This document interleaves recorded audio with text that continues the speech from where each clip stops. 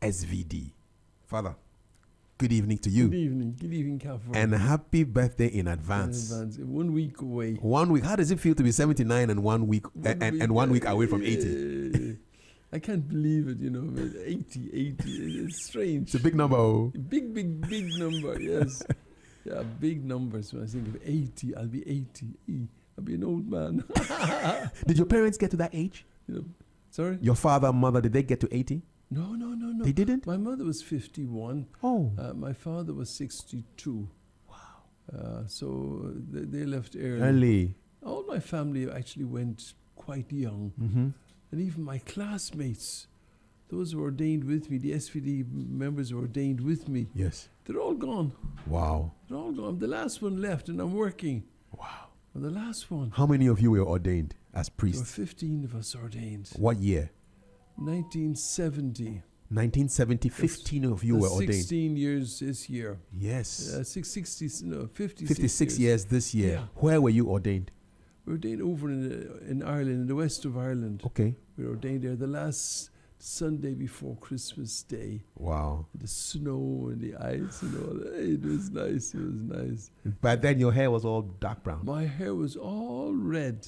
Oh, you were a redhead. And then I was a redhead, yes. Then I came to Ghana and it's changed because you people, you worry me too much. We're turning from red to white. You worry me. Did you always want to be a priest? Yes, I always did. From the time I was a young boy in school, in primary school, I still remember the priests would come from Africa and they'd come and talk to us in the class, talk all about, the missions, working the missions, teaching to children, going around on horseback, and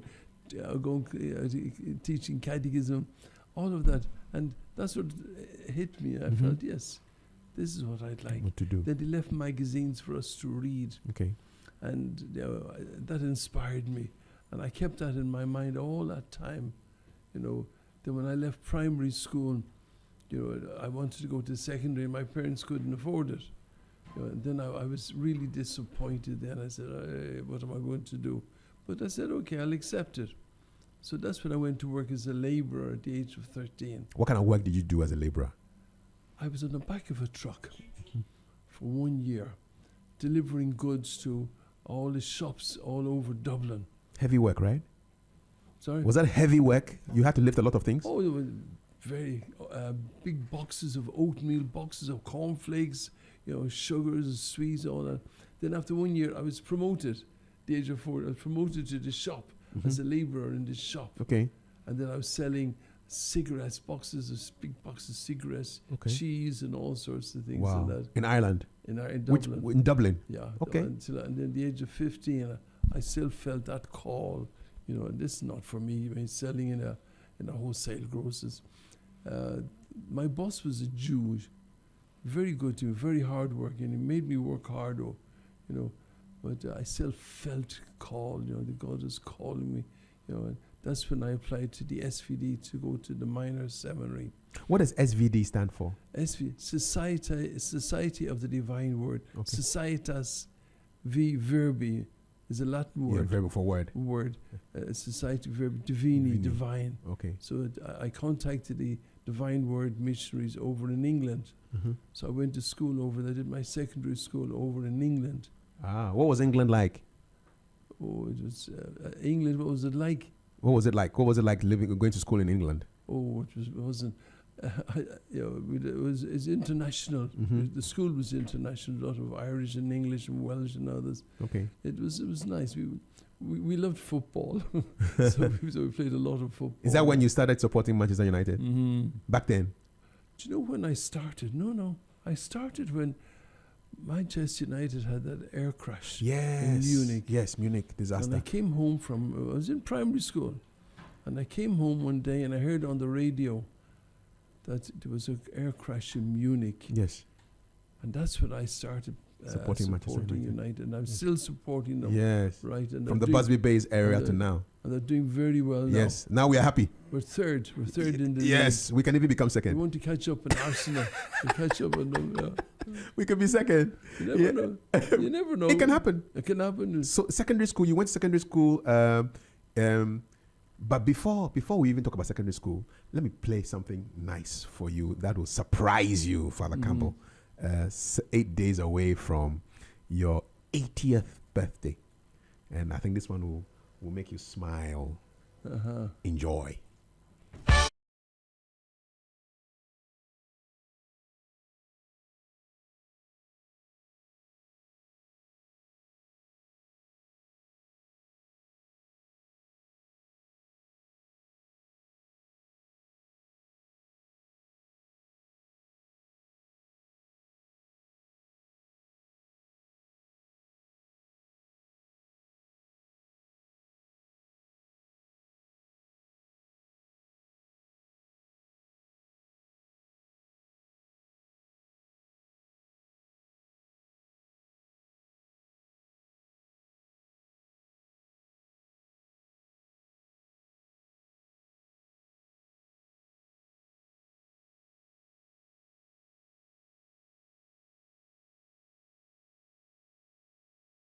In 64. I went there with my camera, and they were playing. They were practicing on the football field, and I went there. Who did you meet?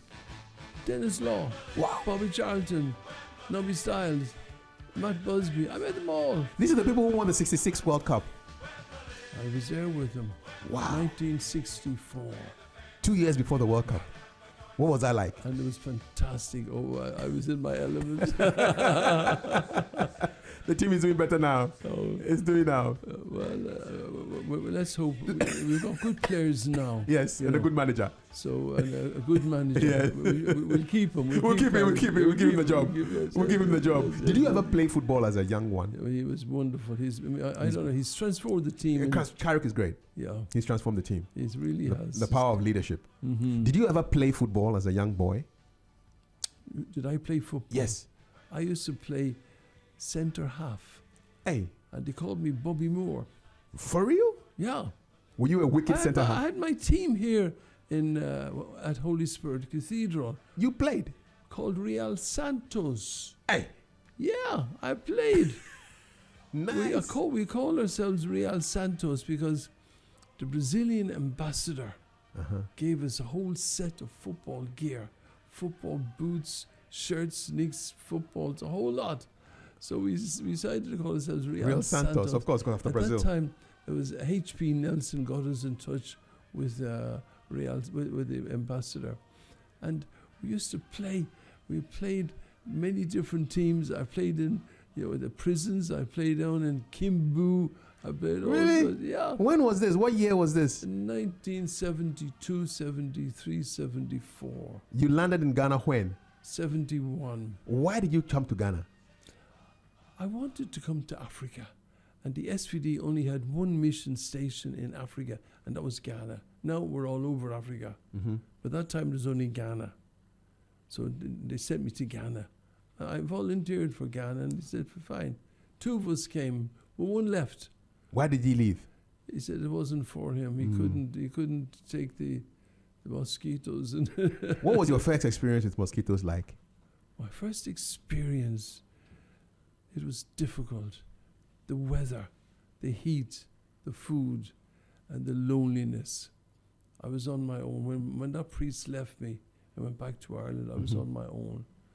And I even wrote a letter to my superior over in Rome. I want to go back to Ireland. I wrote that letter. And that's what they sent me to St. Peter's in Osu. Stay there until the letter comes from your superior general. So I stayed there for 6 months. And I loved it. And the letter came from the superior general, you can come back to Ireland. I said, I'm not going. I said, I'm staying. St. Peter changed you. They saved my vocation in Ghana. Okay. They really did. And they were so good to me.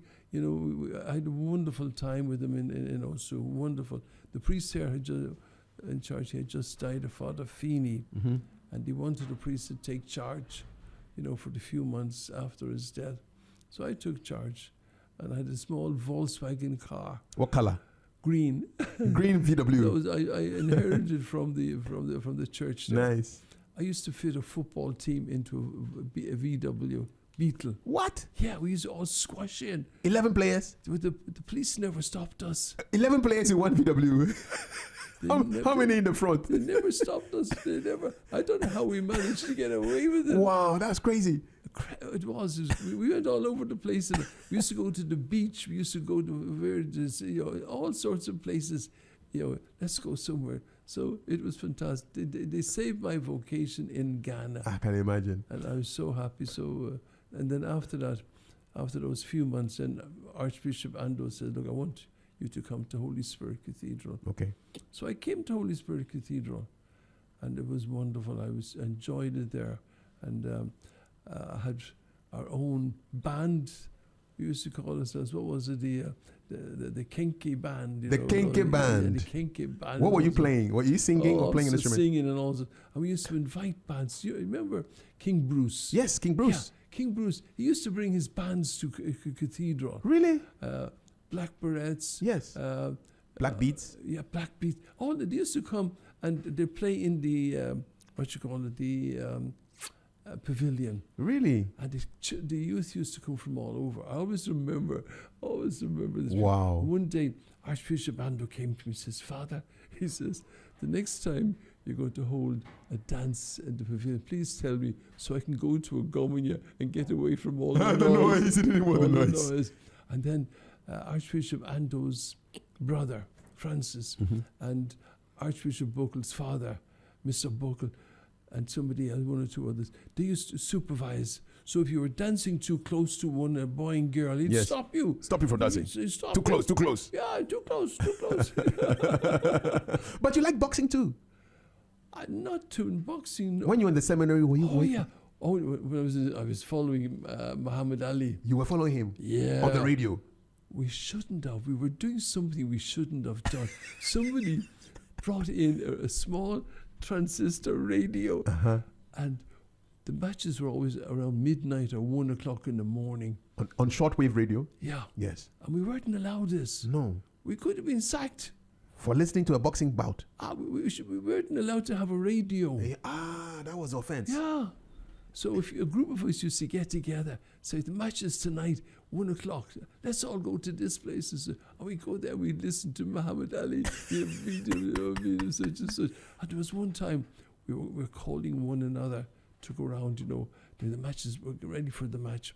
And we called one, and he started screaming because somebody called him, and he was afraid. He screamed.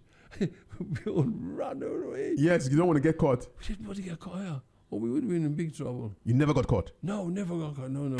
Muhammad Ali supported us. He was a favorite of ours. I'm wondering, you wanted to be a priest when you were very little. Was anybody in your family who was against that decision? Did anybody say, no, you don't? Why do you want to be a priest? No, nobody. My parents were very religious. My mother would give anything, always praying, church every day. My father the same.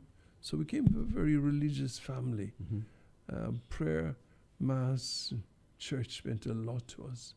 And they taught me so much about prayer.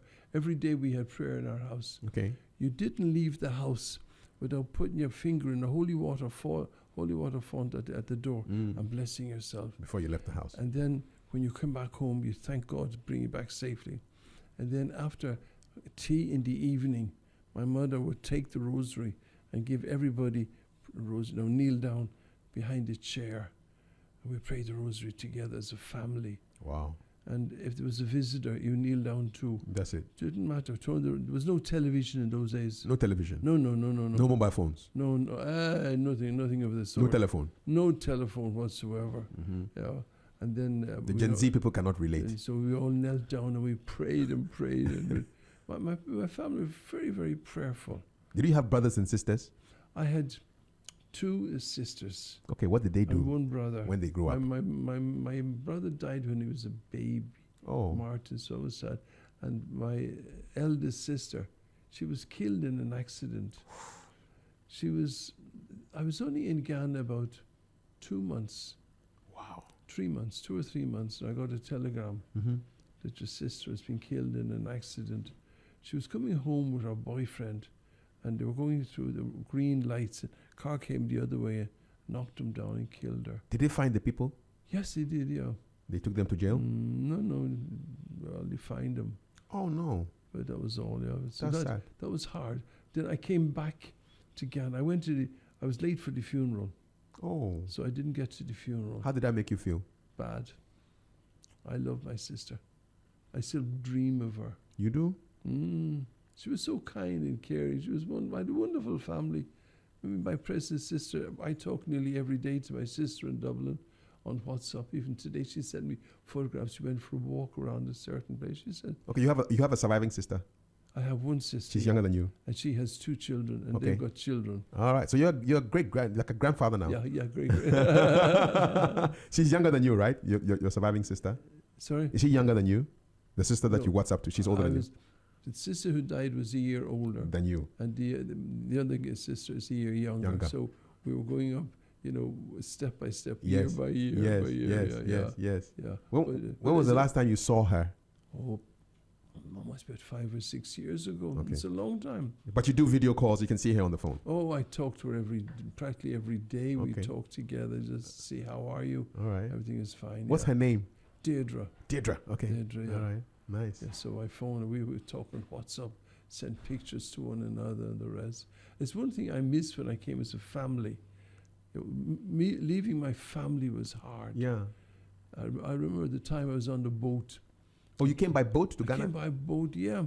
The priest I came with, he said, let's go by boat.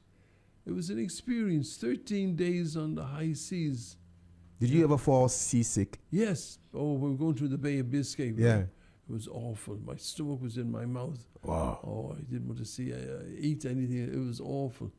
But you got used to it. As soon as we crossed the equator, then we came down and it was a bit better. Did you see any whales or any sharks? No, I didn't see any. Dolphins? No, Nothing? When we crossed the equator, they brought out the swimming pool, so that was nice. Okay, nice. So we enjoyed that. Nice. But it was. I remember saying goodbye on this ship to my father and my sister. This was the hardest part, saying goodbye to them. But then once I came here, I got into work, and that's it. That's it. Get on with it. I felt this is what God wants me to do. Let me do it. And I got into work, and I'm here now, 56 years now. Wow. Can you remember your first day? I mean, when you touched down into Ghana, you set foot in Ghana, where? Was it in Accra or in Tema? In Tema. Tema. The boat landed in Tema. And there was a priest there, Father Johnson, met us. Okay. Big man. His hands were huge man. And he took us to his house. I'll remember he took us to his house and looked after us there. Where did he live? In Community 2. Okay, so you stayed in Tema for the first time? Okay. Not knowing that one day I'd come back to Community 2 and take charge of Community 2. The church? Yes. Was that church there when you landed? Yes, it was there. Okay. So that's where I landed, and that's where I went and spent a short while. And then I came back years later, I came back as parish priest. Indeed. Yeah. Who do you think was your first friend when you landed in Ghana? It was my first friend. Can I remember who? I can't remember. I can't remember my first friend. I got to, when I went to St. Peter's, that's right. When I went to St. Peter's, I became very friendly with Margaret Welburn and her family. Who was she? Justice Welburn. Oh, okay. Yeah. Judge. A judge, yeah. A retired judge, retired appeal court judge. And we got very friendly. I used to go out with the family. We would go in the car. We go to the seaside. We go here and there and that. So I'd say they were one of the first friends that I made there when I came back. When I came out here. But it was hard. It was hard. The culture shock. What surprised you most about Ghana, apart from the weather? What surprised me most? The food was difficult at the beginning, but now I'm used to everything. Yes. I eat everything. Yes. But at the beginning, it wasn't easy. Kinky? Yes, it wasn't easy. Yeah. Kinky or fufu or banku. I never heard of banku or fufu. Yes. But little by little, I got used to it. And the spiciness of the food? I can't take much spice now, but I enjoy a good fufu and a good banku and a good tilapia. Nice. Yes. What's your favorite soup? Groundnut.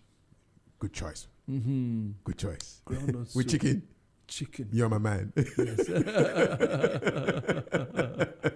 Chicken and groundnut soup is the best, man. I think I'll have some tomorrow, man. What were the early challenges apart from the weather and the food? How did you fit into the system?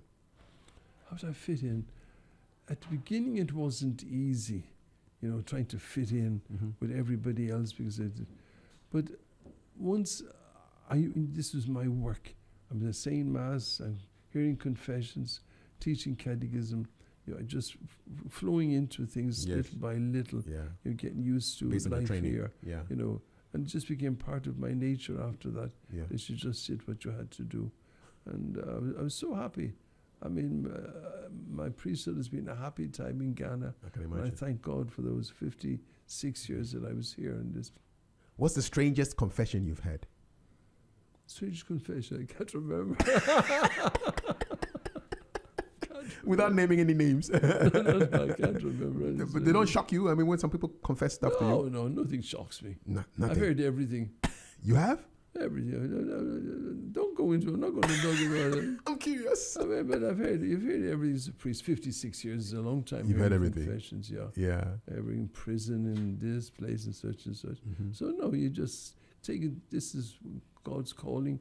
That confessions is a sacrament of healing. People come, they're broken. People come, they're worried. People come and they want to give up. Because I see my life as a life of bringing hope to people. People, when they come to confession, they're broken. They're often sick with worry. They're often feel bad conscience and such. So what is my role as a priest? Is to bring hope to people. Okay. Don't give up. Don't give up. That's what I'm doing with the lepers. Tell them, don't give up. Indeed. Your family have given up. Yes, your family have given up. But don't give up. But the same to the street children.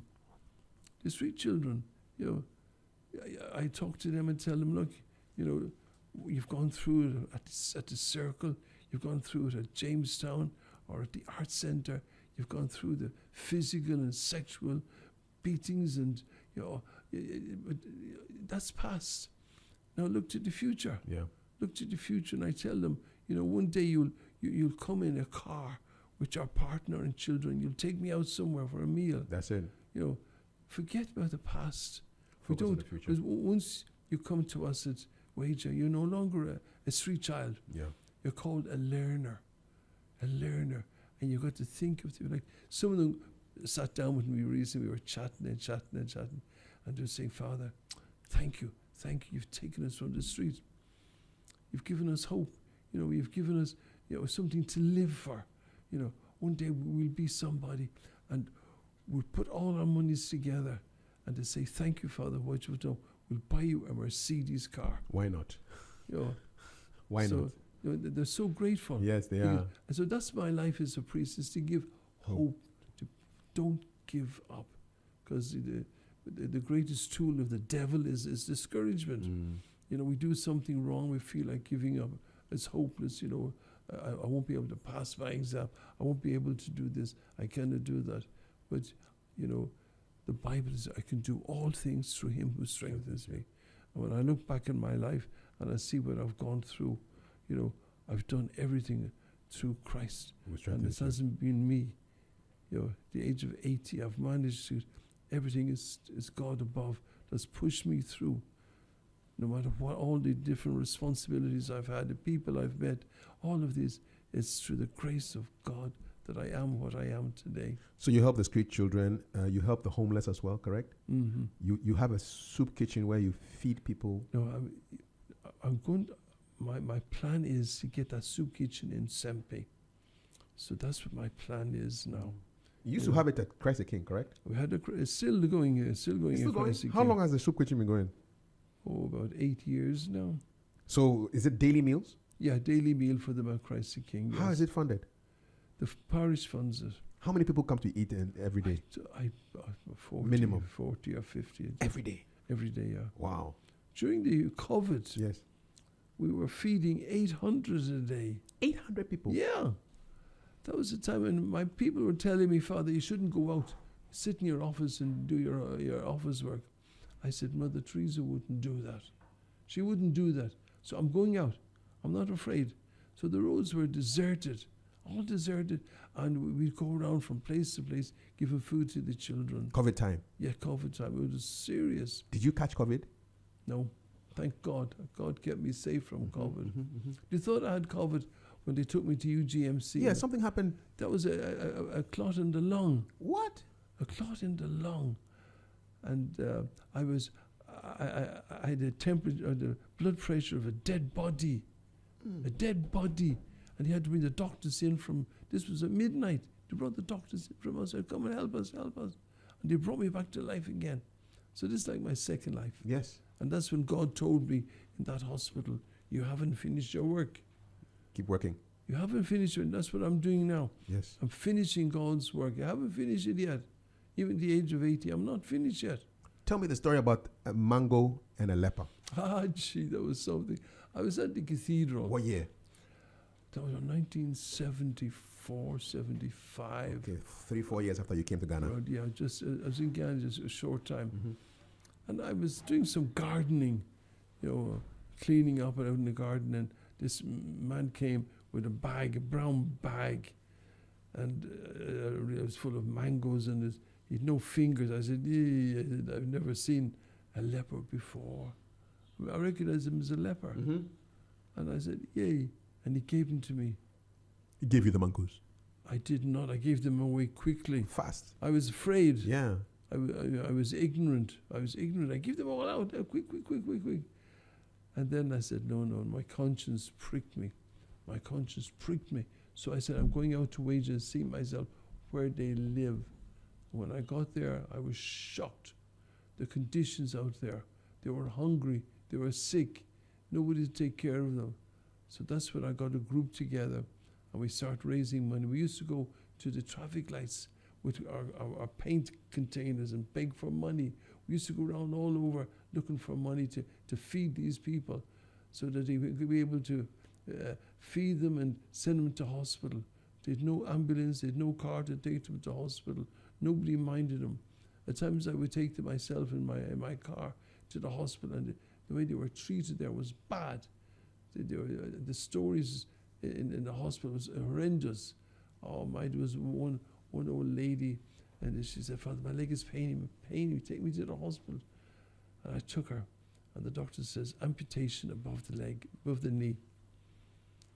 And he said, Father, here's our folder, you find a bed for me.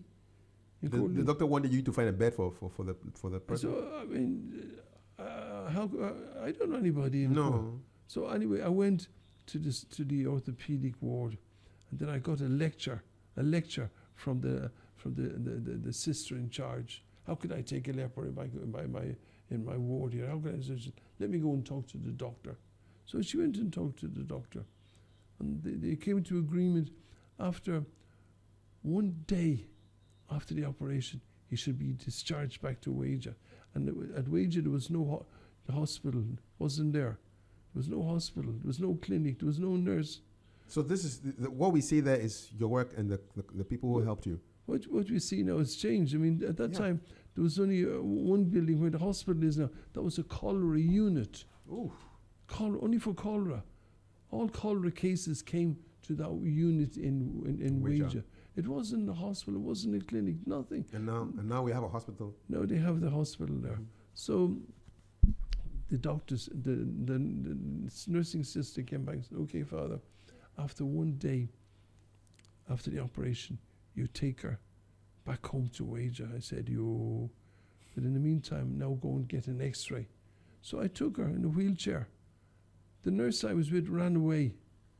She ran away. She said, I'm going to eat. So I ran away, never came back. Mm-mm.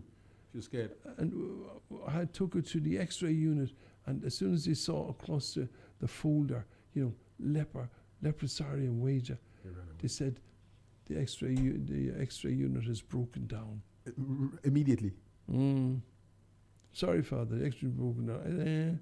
But then I met one doctor there, the Archbishop Akrofi's wife. And she said, Father, there's a small x-ray unit upstairs, go there. So we took her there, and they took care of her there. And she was in awful pain. We had to put a chair up on the x-ray bed and put the leg up on top and get it X-ray. It was shocking. Have things changed? Has the stigma changed over 50 It years? has changed, but a lot more has to be done. Because I've seen people going to hospital even now. People are afraid of going near them. An old man died last year, and he shouldn't have died. He shouldn't have died. When he went in, he had a broken hip. And he was being discharged, and the day he was discharged, the wound was bleeding. So they kept him. But then he just went down and down. And he got all bed sores on his back. Bed sores. If you're a nurse or a doctor, you know the bed sores is bad nursing. Yes. You need to massage your back and side. But they didn't do that. Yeah. They could have got a water bed. They didn't do so that. There's no pressure. And the man died in the end. He died, and before he died, but 2 days before he died, we phoned the family. Please come and help us with bathing and others. They said, we're too busy, we have children to take care of. He died on a Sunday at 2 o'clock. At 7 o'clock, the whole family were there. So 2 o'clock, we phoned him, your father has died. 7 o'clock, the whole family was there. And previously, when was the last time they visited him? Oh, it could be years. You have people at Ouija who have never had any visitors? Like you take Christmas, for instance. That's the time they should go and visit them. They don't come.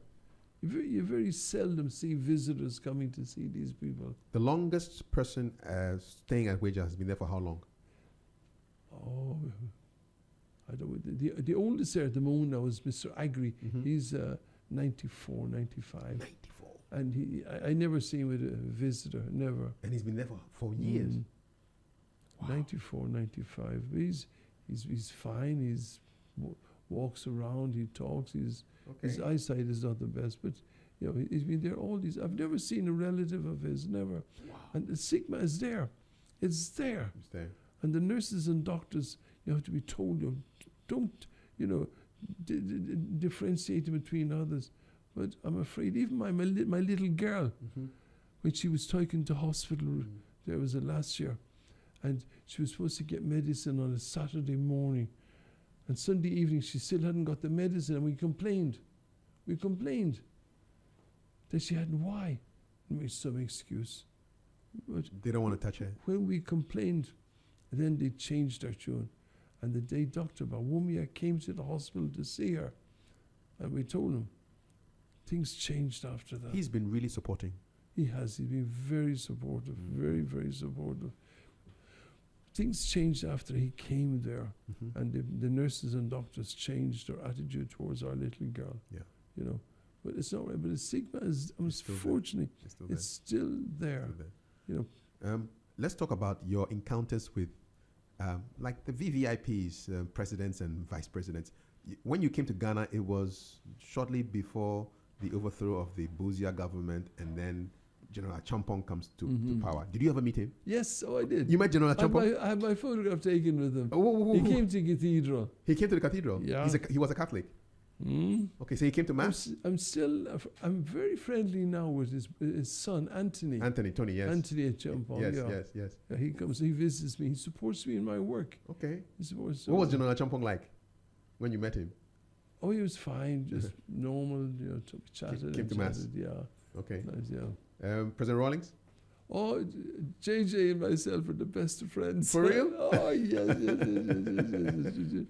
I remember I came to Christ the King, and after the end of the service, it was a funeral. And he said, Father, he says, your sermon was really good. Go and publish it. As I was telling people, who will cry when I die? Yes, Who will cry when I die? That the false tears and all sorts. Publish it. Then he said, your children did very well serving today. Bring them to my house.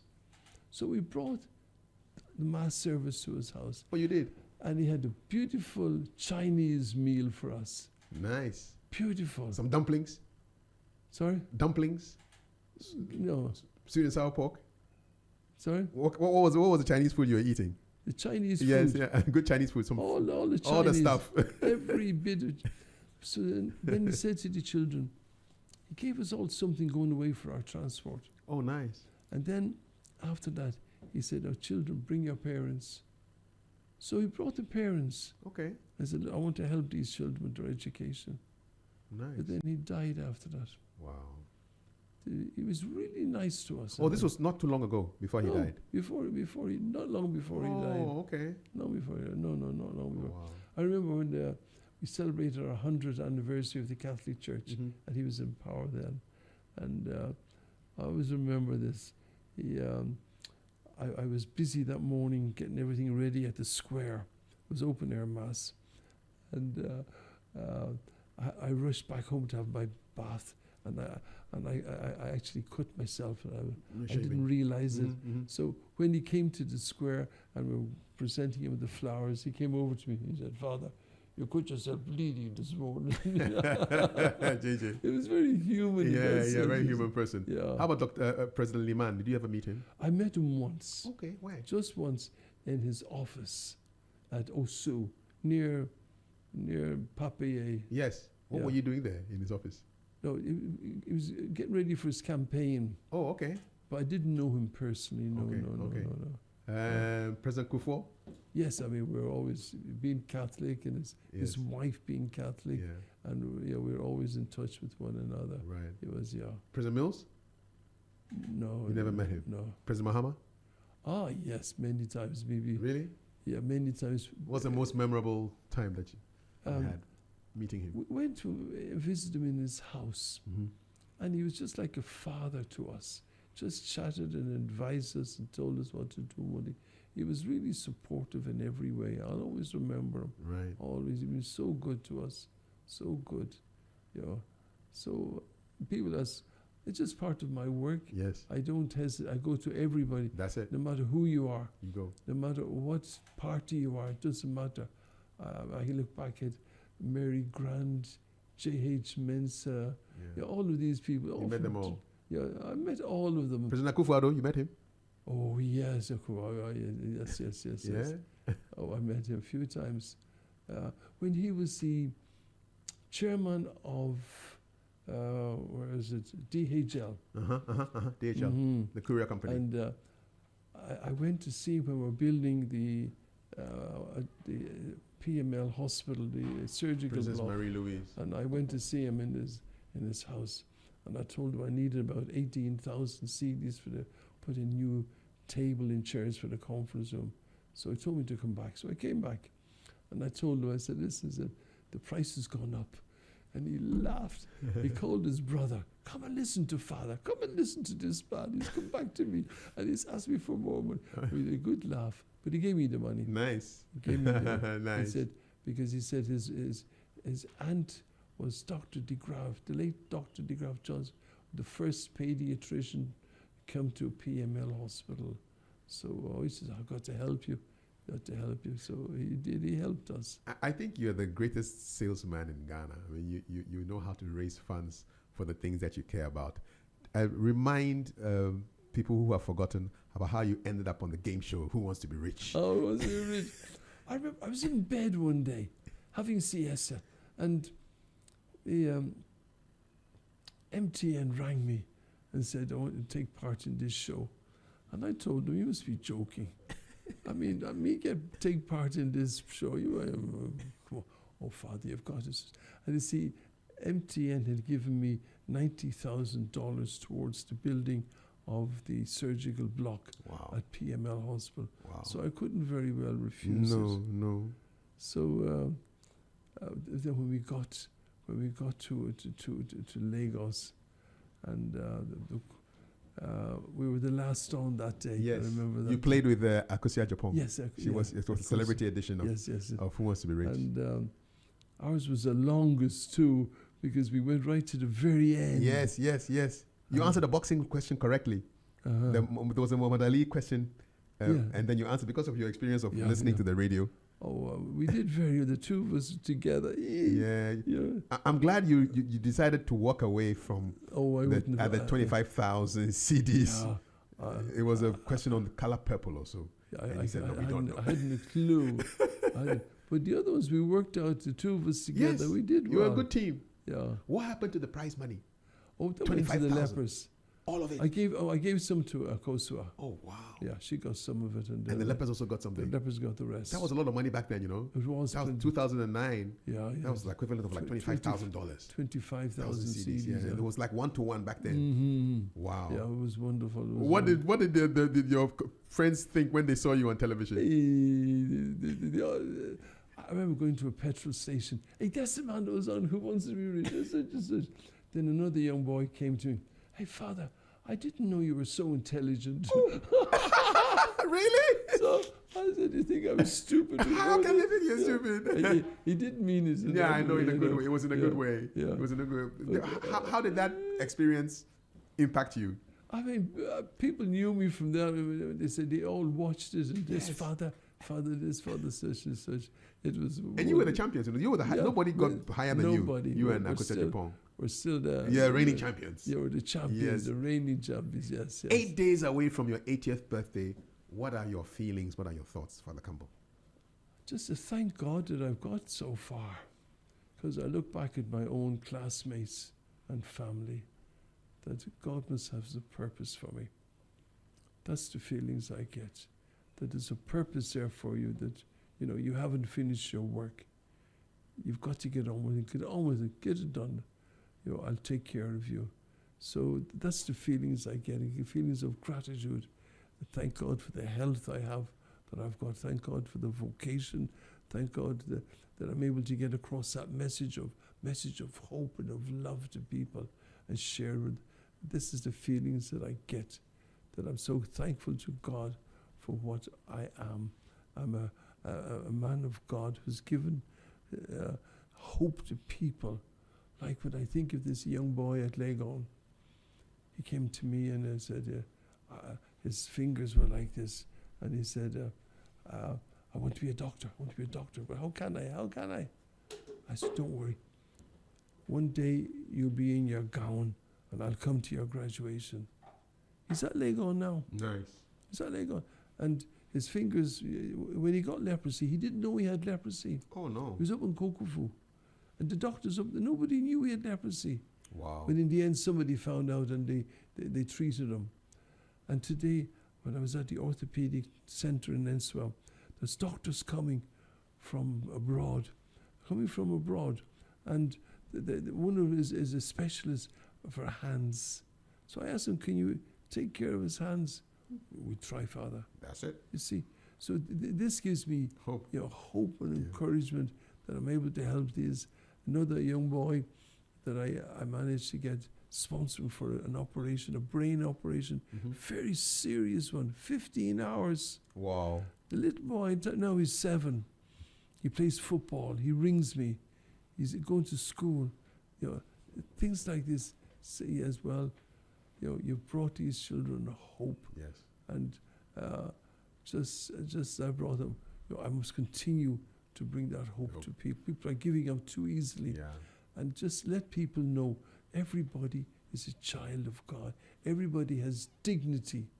Don't look down on anybody. No matter who you are, whatever tribe you belong to, whatever color, whatever religion, no matter what. I was at the chief of man's house yesterday. Yes. I invited him to come on my birthday. He came to me, to Christ the King for his 100th birthday. So I invited him for my 80th. That's it. No matter who you are, everybody is a child of God. Everybody has dignity and respect, no matter who you are, no matter what type of clothes you wear, no matter what type of car, if it's a bicycle, everybody is special. And it says this in Ephesians chapter 1, it says, you are God's work of art. God's work of art, St. Paul says, you, Kafui, you are God's work of art. Amen.